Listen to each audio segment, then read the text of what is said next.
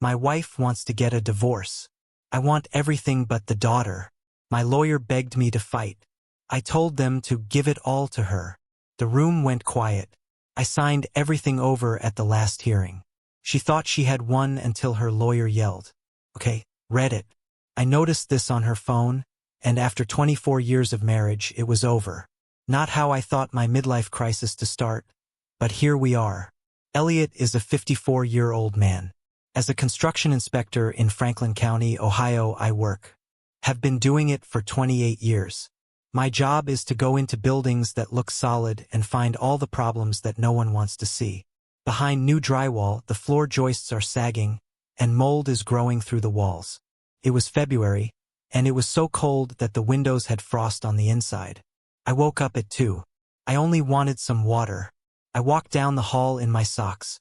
There was only a blue light coming from the table in the kitchen. Caroline was bent over her phone, her thumbs flying. She didn't hear me.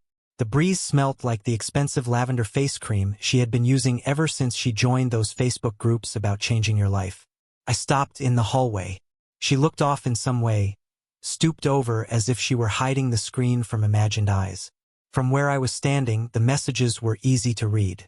Someone wrote, "Can't wait to see your new place. You're going to look absolutely unstoppable." Then another person wrote the same thing. "The genuine Caroline can finally shine now that you've gotten rid of the dead weight. Weight that is dead." Caroline smiled at her phone. I backed up without making a sound, walked to the bathroom, and looked at myself in the mirror. 54 years old, with gray hair at the temples and thinning hair on top. I felt fatigued around my eyes that sleep couldn't help. The kind that builds up over time when you've been dealing with things for a long time. 20 minutes later, she got back into bed with her phone face down. I lay there looking at the ceiling until morning. I didn't talk to her the next morning. Too many people freak out when you bring out problems. They fight, change the subject, cover up the cracks with spackle, and act like it fixes everything. It never does. I did what I always do when I saw damage. I began to write things down. For the next several weeks, I studied Caroline like I would watch a strange structure, seeking for patterns, changes, and new behaviors that didn't fit with what I thought I knew about her. About 10 months ago, she launched a business staging homes, renting furniture and decorations for homes that are for sale. She had just talked about a few things here and there, easy money, and for a short time. I had backed it because that's what you do after being married for 24 years. You give in. You tell yourself that the little things don't matter. Temporary became permanent very quickly. The Afghan that my mom knitted before she died was the first thing to go missing. Green with cream-colored stripes. It wasn't worth anything to anyone but me, yet it had been hanging above our couch for 15 years. Then there was the brass floor lamp I bought at an estate auction in 2009. Then the leather recliner I got for myself for my 40th birthday. Then the dining room chairs that I had fixed myself after Jade spilled orange soda on them. I tightened every bolt and sanded out the stains. Our furniture started to disappear into Caroline's inventory, one item at a time. She would wave her hand and remind me that it was only temporary every time I saw something missing. At the home of a client, part of a staging task would be returned soon. Soon never happened. There were holes throughout the living room. There are empty corners where things used to be. Spaces on the walls where images have been moved around to disguise the empty area. Our nice couch went missing on a Saturday while Jade and I were at the hardware shop getting things for my truck. We were gone for 3 hours. When we went back, a piece of junk from a budget furniture store had taken its place. A beige fabric that looked soiled already. Jade paused in the doorway with her rucksack over one shoulder, looking around the room like she had stepped into the wrong house. She was 15 years old and a sophomore at Franklin High. She had her mother's piercing eyes and my stubbornness. "I guess the couch just died," she replied in a monotone voice. Caroline came up behind us with a smile on her face with an iced coffee from the pricey cafe downtown, like she had just signed a deal with a Fortune 500 company. Told us the real couch was at a client's place. This one worked fine for now. Told us we worried too much about stuff that didn't matter. Jade caught my eye across the hollow room. I shook my head. "Don't. Not worth it." She pressed her lips together and walked to her room without another word. Later that night, Jade knocked on my bedroom door. She had her laptop open. "Dad, I found something weird. Mom's been selling stuff on Facebook Marketplace under a different name." She turned the screen toward me. Listings for furniture. I recognized our furniture prices that didn't match what Caroline claimed she was getting from clients. A side hustle inside the side hustle. "How long has this been going on?" Jade scrolled. "Oldest listing is 8 months ago." I took a photo of the screen with my phone, added it to the folder I'd started keeping. The garage filled with tagged furniture and wrapped lamps and rolled rugs standing upright like they were lined up for inspection. I moved my tools to one corner, then finally out to a storage shed I bought secondhand off Craigslist for $300. My own workspace pushed out by throw pillows and accent tables. But the furniture wasn't what got my attention. The bank statements were. I noticed the patterns while balancing our checkbook one evening. Something Caroline had stopped bothering with years ago. Money flowing out in weird chunks that didn't match normal spending. $600 here, $1,400 there. Charges from furniture wholesalers in Columbus that didn't match what I saw showing up in the garage. Deposits that should have been coming in from clients but weren't. More going out than coming back in month after month. Then the college fund statement arrived. Came on a Thursday. Thin envelope official letterhead from the investment company. We'd started that fund the month Jade was born. Back when we were young and optimistic and thought we could build something that would last. $30 a week at first, more when we could afford it.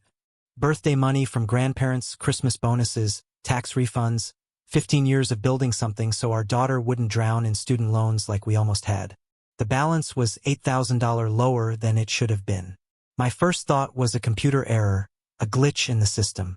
Then I saw the transaction line, clean and precise. Transfer out, authorized by joint account holder. I called the investment company from my truck the next day, parked outside a condemned duplex I just failed for mold and electrical nightmares. The customer confirmed the transfer. Authorized by Caroline Bowen, processed 3 months ago. I sat there for a long time after hanging up $8,000 of our daughter's future spent on furniture that would end up in strangers' houses. And Caroline hadn't said a word. That evening, I found her in the kitchen with her phone, always with the phone now. I set the statement on the counter between us. "We need to talk about this." She barely glanced at it. "It's temporary. The business needed cash to scale up. I'll pay it back. That's Jade's money. That's her $529. It's our money technically, and Jade will be fine." She turned back to her phone, already done with the conversation. "Kids figure it out. That's what student loans are for." That was it. End of conversation. She didn't even have the decency to look guilty. I picked up the statement, folded it carefully, and walked to the garage, stood there in the dim light, and I understood something I should have understood years ago. Caroline wasn't building a business. She was building an exit strategy, and she was stripping our life for parts to fund it. I spent the next 6 weeks building a file, not for revenge, because that's what I do. 28 years of writing reports that stand up to lawyers and insurance adjusters. Teaches you to record everything with precision. The bank statements went into a folder. Every transfer highlighted in yellow. Every withdrawal cross-referenced against garage inventory. The math didn't add up. Money was bleeding into somewhere I couldn't see. I found the storage unit by accident. A recurring charge on our joint credit card statement that I'd somehow never noticed before. $180 a month to a facility on the east side of town out by the industrial parks where the city puts businesses it doesn't want visible from the highway. I drove past it one afternoon after a site inspection. Gray cinder block building, rusted fence, security cameras mounted on poles, pointing at nothing, probably disconnected years ago. I photographed the exterior, noted the date and time and address, added it to the growing folder. The rail break came from Tony Mendes. Tony had been my best friend since high school. We'd survived prom disasters together, been each other's best man at weddings, sat together at his wife's funeral 3 years ago when cancer took her faster than anyone expected. He became a CPA instead of conquering anything. Spent 30 years helping businesses not get eaten alive by the IRS and people not get eaten alive by their own financial stupidity. We played poker every other Thursday at his house. Just the two of us now that the other guys had moved away or gotten divorced or given up on friendship. I told him everything over cards and cold pizza in his basement. The same basement where we'd watched our kids grow up, celebrated promotions, and complained about setbacks. Tony listened without interrupting, which is how you know he's taking something seriously. When I finished, he set down his cards and leaned back. You want my professional opinion? That's why I'm telling you she's either terrible at business or she's hiding money somewhere. Or both. He picked up a pizza slice. My bet's on both. That storage unit is interesting. If she's running inventory through there without proper documentation, that's a tax issue. And if money's not showing up in accounts you can see, it's going somewhere you can't. Can you help me figure out where? Tony smiled. The smile of a guy who'd seen this kind of mess before and knew how it usually ended. I can tell you what to look for, and I can tell you exactly what paperwork to pull that she won't think to hide because most people don't know what auditors actually look at. He spent 2 hours teaching me how to read financial trails, which statements to request that would trigger automatic documentation, which discrepancies mattered to courts, and which ones were just sloppy bookkeeping. How to document everything. The storage unit is your smoking gun, Tony said, pointing at my notes. She's probably running inventory through there off the books. Cash transactions that never hit a bank account, trades with other stagers, the kind of stuff that looks like normal business until the IRS decides to take a closer look. How do I prove that without access to her records? You don't have to prove it. You just have to document what you can see and let her prove what she can't explain. He pulled out a yellow legal pad and started sketching a diagram. Here's how business liability works in a divorce. If she takes sole ownership, she takes sole responsibility, every debt, every obligation, every tax consequence. Most people hear ownership and think asset. They don't think about all the liability that comes with it. And her lawyer won't explain this to her. Tony laughed, but there was no humor in it. Her lawyer will explain whatever Caroline wants to hear because that's what keeps clients happy. And Monica will tell her the lawyer is right because Monica's never been wrong about anything in her life. What about the Facebook marketplace stuff? The side account? Tony's eyebrows went up. She's running unreported income through a fake name. That's not just sloppy. That's tax evasion. If she's not reporting that income, she's building a problem that gets worse every year. He grabbed a napkin and started writing numbers. Even just 8 months of that is 25, 30 grand in unreported income. Keep it going another year and you're looking at serious penalties. Maybe fraud charges if the IRS feels like making an example. He slid the napkin across the table. You don't have to prove any of this. You just have to make sure she owns it when the questions start. I pocketed the napkin and studied his diagram. The logic was simple. You couldn't trick someone into signing something that was properly disclosed, but you could absolutely let them trick themselves. You know where this is going, Tony said as I was leaving.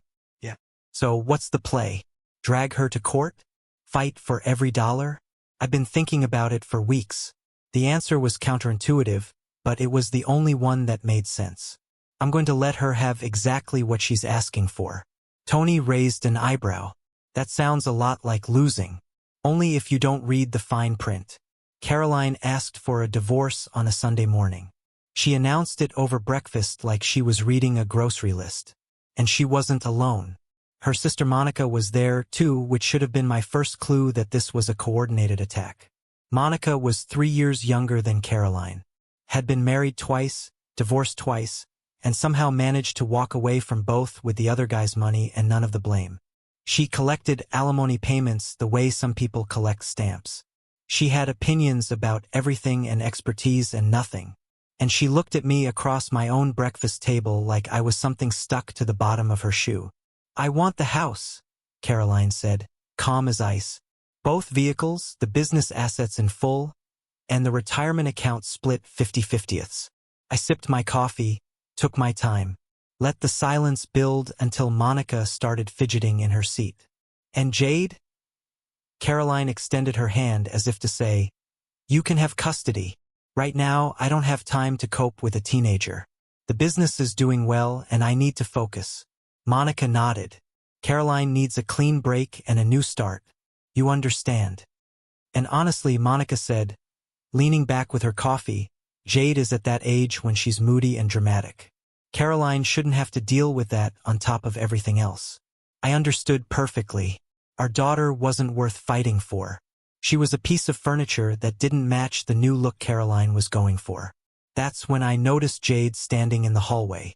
I hadn't heard her come down the stairs. Her face was carefully blank, the way it got when she was trying not to show how much something hurt. She'd heard everything. Wow, Mom, she said, voice flat. Really feeling the love here? Don't be dramatic, Caroline said, rolling her eyes. This isn't about you. No, Jade said. I guess it isn't. She walked out the front door. The quiet click was somehow worse than any slam could have been. I looked at Caroline and Monica, two women who'd clearly spent weeks rehearsing this moment, planning their victory, dividing up the winnings before the fight even started. Okay, I said. Monica blinked. Okay, what? Okay, she can have it. The house, the cars, the business. I stood up and carried my coffee mug to the sink, taking my time. I'll call a lawyer tomorrow. The silence behind me was delicious. I could practically hear them recalculating, trying to figure out where the trap was. There had to be one, right? Nobody just gives up like that. That's unexpectedly reasonable. Caroline finally managed. I turned around and smiled. I'm a reasonable guy. I hired Wallace Braddock on Tony's recommendation. 62 years old. Looked like somebody's favorite grandfather, and had the instincts of a shark. 35 years of family law in Franklin County. He knew every trick in the book because he'd written half of them himself. We met in his office, a cluttered room above a dry cleaner that smelled faintly of cleaning solvents and old paper. Legal books lined every wall. Files covered every surface. He listened to my story, reviewed my documentation without comment, and didn't say a word until I finished. So, you want to give her almost everything she's asking for? Almost. Walk me through the almost. I laid it out. Caroline wanted sole ownership of the staging business and all associated assets. Fine. Let her have every lamp and throw pillow and questionable financial decision. She wanted the house, also fine with conditions. She wanted the retirement accounts split 50-50ths. That's where I drew the line. I've got 28 years into my pension. She's got maybe 5 years of random IRA contributions, most of which she's already rated for inventory. The math doesn't work for equal division. And any judge who looks at the numbers will see that. Braddock nodded, making notes. What else? My truck, my tools, full custody of Jade with child support from Caroline, since I'll be the primary parent, and the $8,000 she took from Jade's $529 gets offset against her share of home equity. That's not negotiable. Braddock made a note. Improper withdrawal from an educational account without the child's knowledge. That's strong. We can frame it as reimbursement rather than penalty. Easier for a judge to approve. What about the Facebook Marketplace sales? Braddock's eyes sharpened. Show me. I pulled out my phone, showed him Jade's screenshots. He scrolled through the listings, prices, dates. This is gold, he said. She's running unreported income through a fake name. If this comes up during an IRS inquiry, she's looking at fraud charges, not just back taxes. He handed the phone back. We don't mention this directly. We just make sure all her business records are part of the appendices.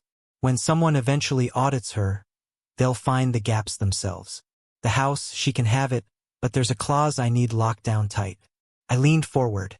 She refinances within 90 days of the final decree to remove my name from the mortgage. If she can't qualify on her own credit, she sells. No extensions. No exceptions. I want that language bulletproof. Standard practice when one party retains the marital home. If she defaults on the refinancing deadline, you can petition the court to force a sale. What's her credit situation? Trashed.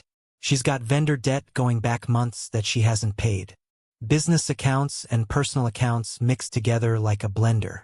According to Tony, she's under reported income on at least 2 tax years, which means problems waiting to happen.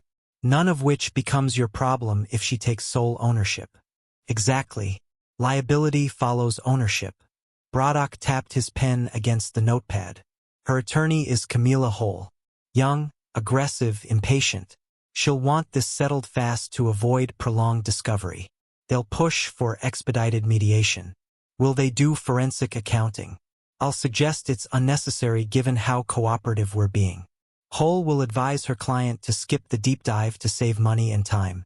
Caroline will agree because she's impatient and Monica keeps telling her there's hidden money somewhere.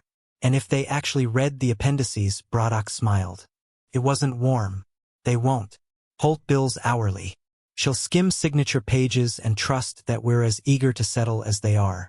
The detailed financial exhibits will be in Appendix C through F, properly labeled, fully disclosed, completely legal.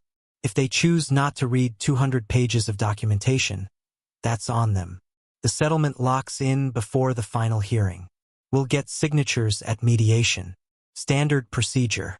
The final hearing is where the judge reviews everything, confirms both parties understand, and enters the agreement into the official record.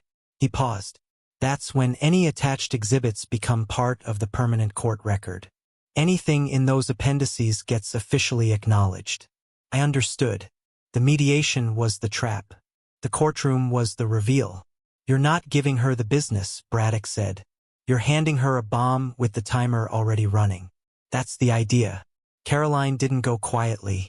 I'll give her credit for that. She had Monica in her ear and her pride on the line, and that combination made her dangerous. The first month was a flurry of legal motions. Camila fired off demands like she was getting paid by the word. Detailed asset inventories, financial disclosures, depositions scheduled and rescheduled again.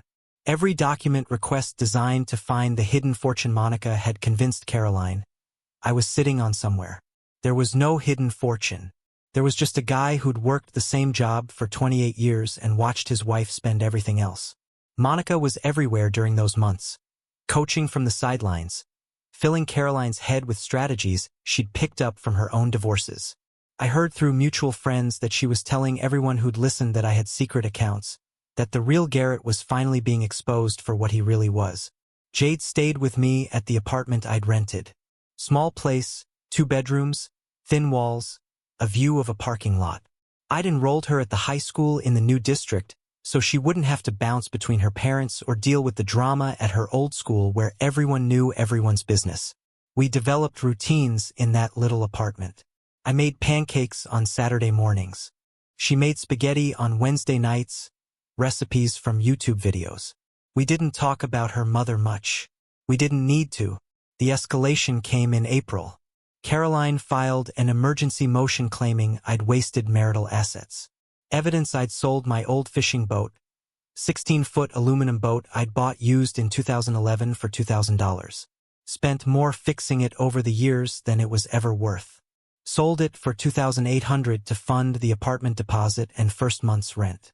Caroline claimed it was worth $15,000 and demanded I account for the $12,000 difference. Monica had apparently found a boat listing online for a similar model in pristine condition and decided that meant my rusted-out fishing tub was worth the same. The judge denied the motion in about 20 minutes. Braddock submitted the original purchase receipt, the repair invoices that totaled more than the purchase price, the listing showing what I'd actually sold it for, and 3 photos of the boat from the sale that showed rust spots and a patched hull. Her claim fell apart immediately, but she wasn't done. The woman I'd been married to for 24 years had apparently decided scorched earth was a solid strategy, and Monica was happy to keep handing her matches. A week after the boat motion failed, someone reported me to my employer claiming I'd been taking bribes to pass inspections. Anonymous tip to the county ethics hotline, specific enough to trigger a formal investigation, vague enough to be impossible to disprove without going through every file I'd touched in 3 years. The investigation took 2 weeks and found nothing because there was nothing to find. I'd never taken a dime I didn't earn, never passed a building that didn't deserve to pass. But for those 2 weeks, I was on administrative leave, sitting in my apartment while strangers went through my work records, looking for dirt that didn't exist. When I got reinstated, my supervisor pulled me aside. Someone really doesn't like you, Garrett. The complaint was specific. named 3 properties you inspected last year. Whoever filed this did their homework or had access to my work calendar. He raised an eyebrow. Your wife, soon-to-be ex-wife. Well, the complaint's been marked unfounded, but it's in your file now. Permanently. Braddock couldn't prove it was Monica, but the timing was too perfect to be a coincidence. Then Monica showed up at my apartment while I was at work. Jade was home doing homework after school. She watched through the peephole as her aunt tried every door and window, rattling handles, peering through glass, taking photos of everything. 20 minutes of attempted entry, all captured on the building's security cameras. She didn't get in. Jade told me that night, but she really tried. At one point, she even tried your truck. The truck was locked, obviously, but she tried. Did you call the police? Jade shook her head. I thought about it, but then I figured the security footage of her trying to break in might be more useful than getting her arrested before she could really embarrass herself. I looked at my daughter, this 15-year-old kid, who'd somehow learned to think 3 moves ahead while her parents fell apart around her. When did you get so smart? Had to pick it up somewhere. Definitely wasn't from Mom's side. I sent the footage to Braddock the next morning. He added it to a file that was getting thicker every week. Leverage, he said. Breaking and entering is criminal. We save this for when we need it. 3 weeks later, Camila called to schedule settlement mediation. She wanted it fast. Caroline wanted it faster. They'd waived forensic accounting review just like Braddock predicted, saying the expense and delay weren't necessary given how cooperative discovery had been. The mediation happened in late May. Caroline arrived dressed for war. All sharp angles and aggressive confidence. New suit, new haircut, new attitude that said she'd already won. Monica sat against the wall in a visitor chair, occasionally checking her phone like she had somewhere more important to be. Before we started, Monica leaned over to Caroline and said loud enough for me to hear, "Make sure you get the retirement accounts. That's where he's got the real money stashed." Caroline nodded. Camila says we'll get at least half. They had no idea what half of nothing looked like. They were about to find out. The mediator went through the standard disclaimers about the process being voluntary and the agreement being binding once signed. Nobody was really listening. Camila reviewed the settlement agreement with the speed of someone who'd already declared victory in her head and was just going through the motions. Page after page, barely glancing at the text before flipping to the next. Sole ownership of business assets to Caroline, including all inventory, all accounts receivable, all accounts payable, and outstanding obligations. House to Caroline with the 90-day refinancing clause buried in paragraph 47 of a 63-paragraph document. Retirement accounts split 82-18 in my favor after Braddock's careful negotiation. Full custody of Jade to me with minimal child support from Caroline. Caroline initialed where she was told to initial and signed where she was told to sign. Didn't ask questions, didn't request clarification, just scribbled her name with the confidence of someone who knew exactly what she was getting. My client is prepared to finalize, Holt announced. The financial exhibits are attached as Appendix C through F, Braddock said pleasantly. Full documentation as required by disclosure rules. 214 pages of supporting documents. Holt waved her hand without looking up from her papers. We've looked over the disclosures. They hadn't. I signed the settlement agreement. The mediator witnessed both signatures and stamped the document with the date and time. Settlement is executed, she announced. Final hearing is scheduled for June 14th. Judge Warren will review and enter the agreement into the record. Caroline smiled at me across the table. I smiled back, the smile of someone who knew what was waiting in those appendices. At the courtroom, Caroline sat at the opposite table with Camila, still dressed for war, still radiating confidence. Monica was in the gallery front row, ready to watch her sister's victory become official. Judge Warren was 60-some with gray hair and reading glasses. He reviewed the settlement paperwork. This appears to be a comprehensive agreement, he said finally. Both parties have signed. Before I enter this into the record, I want to confirm you both understand and accept these terms as written. Caroline nodded. Yes, Your Honor. Mr. Bowen. Yes, Your Honor. Braddock stood. Your Honor, for the record, The financial exhibits attached as Appendix C through F are incorporated into this agreement. 214 pages of documentation regarding the business assets Mrs. Bowen is assuming sole ownership of. Judge Warren turned to Camila. Counsel, did you review these exhibits with your client before she signed? The question hung in the air. Impossible to answer without either lying to the court or admitting she dropped the ball. Holt's face went pale. We reviewed the material disclosures, Your Honor. The appendices were extensive and we relied on the summary documentation provided during discovery. That's not what I asked.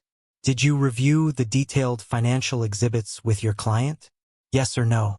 Holt couldn't answer. She couldn't say yes without perjuring herself. She couldn't say no without admitting malpractice on the record. Your Honor, she finally managed. My client signed an acknowledgement of receipt for all disclosed materials. The waiver of forensic accounting was a mutual decision to speed things along. Mrs. Bowen, the judge interrupted, turning to Caroline. Are you aware that the business assets you're assuming include outstanding vendor obligations totaling $47,000? Caroline froze. What? And storage facility fines of approximately $6,000? Camila Hull grabbed her copy of the settlement, started flipping frantically toward the appendices she hadn't bothered to read. Her face went gray as she found them. Your Honor, she started. And that these exhibits include documentation suggesting unreported business income across multiple tax years that may warrant IRS inquiry. Monica was on her feet in the gallery. This is fraud. This is entrapment. You can't sit down. Judge Warren said, You're not a party to these proceedings. Monica sat. Caroline turned to her lawyer, voice rising. You said everything was fine. You said we went over the disclosures. You said we didn't need the forensic accounting. Camila's voice came out strangled. The appendices were extensive. We relied on opposing counsel's representations that the disclosures were routine. We made a judgment call to move faster. This isn't what we agreed to. Hull snapped, voice rising sharply. She caught herself immediately, face flushing, but the damage was done. A lawyer losing her cool on the record. Your Honor, I apologize. But this settlement was negotiated in good faith based on counselor.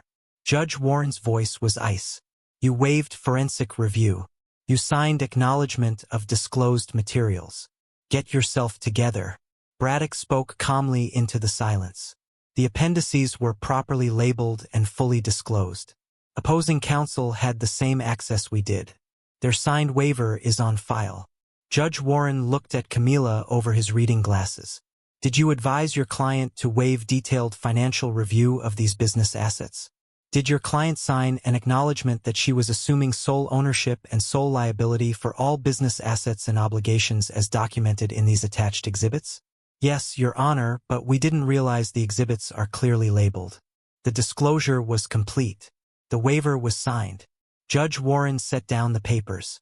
Counsel, the time to realize was before your client signed. Caroline's voice cracked. Garrett, you knew about this. You knew and you let me.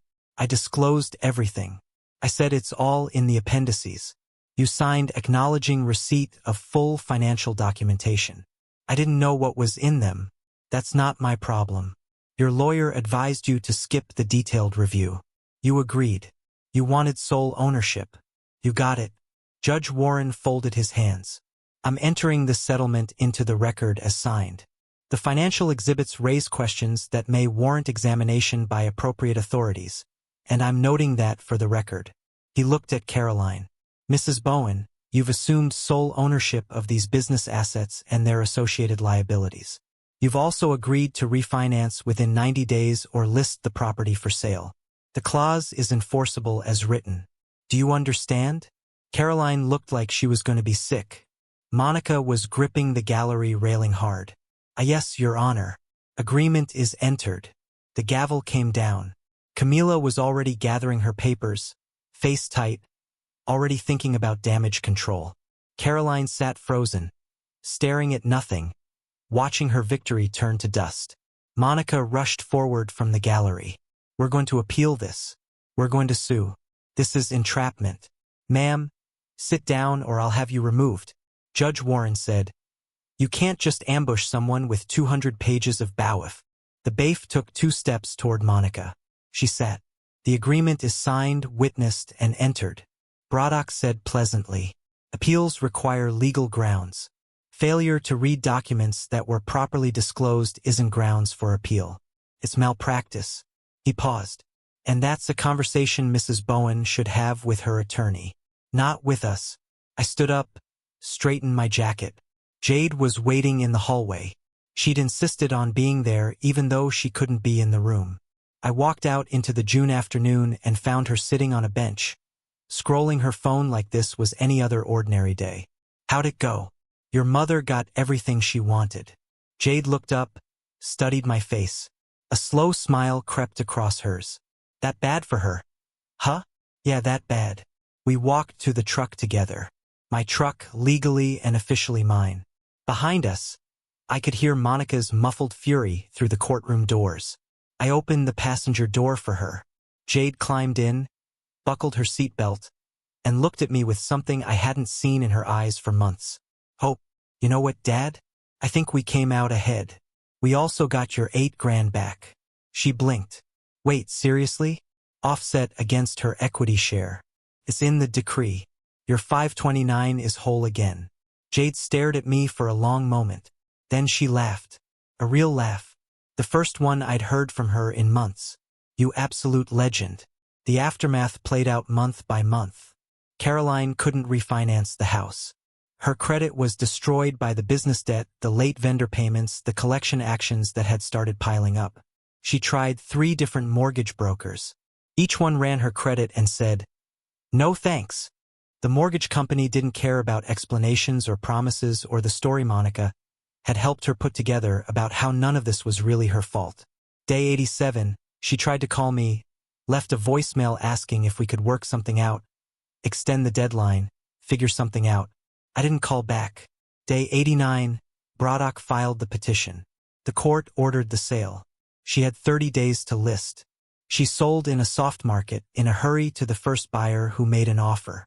After the mortgage payoff, the outstanding liens, the property taxes she'd let slide, the $8,000 offset for Jade's 529, and the agent's commission, she walked away with barely enough for first and last month's rent on an apartment in a neighborhood she used to drive through with her doors locked. The house she'd wanted so badly, the house she'd stripped our home to get, belonged to strangers within 4 months of the final hearing. The storage facility terminated her lease after a fire marshal inspection turned up multiple violations. Commercial inventory in a space not rated for commercial use, blocked fire exits, not enough sprinklers. The fines alone would have been brutal. But that wasn't the worst part. Most of her remaining inventory was seized by creditors before she could sell it off. Furniture she'd spent our money on. Furniture that was supposed to be the foundation of her empire, hauled away in trucks by people she owed money to. The staging business that was supposed to fund her new life collapsed in 3 months. Her last client was a realtor named Hicks who'd used her twice before. He called me out of the blue one afternoon asking if I knew where Caroline was. She'd taken a $5,000 deposit for a staging job and never showed up. Ghosted him completely. I'm not her keeper anymore, I told him. But you might want to talk to a lawyer. Word gets around in tight-knit industries. People talk. And what they were saying about Caroline wasn't flattering.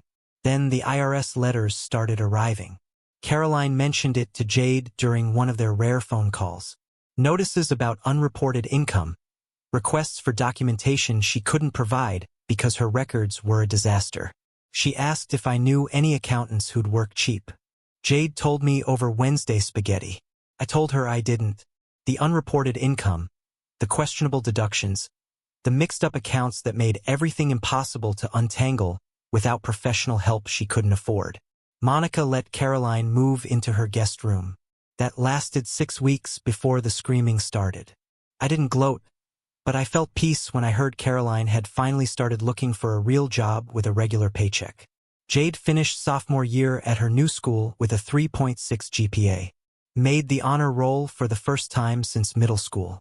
We still made pancakes on Saturday mornings. The apartment got a new stove eventually. The pancakes turned out better.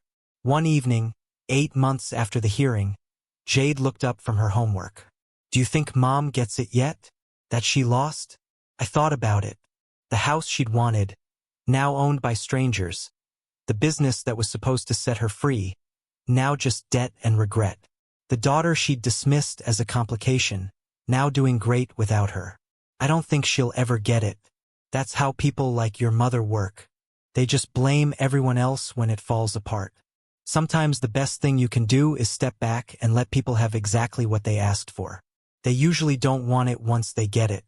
Guys, we are so close to hit 1,000 subscribers on this channel. If you are not subscribed to the channel, please consider subscribing. It really helps hit that 1,000 mark. Thanks for making this dream come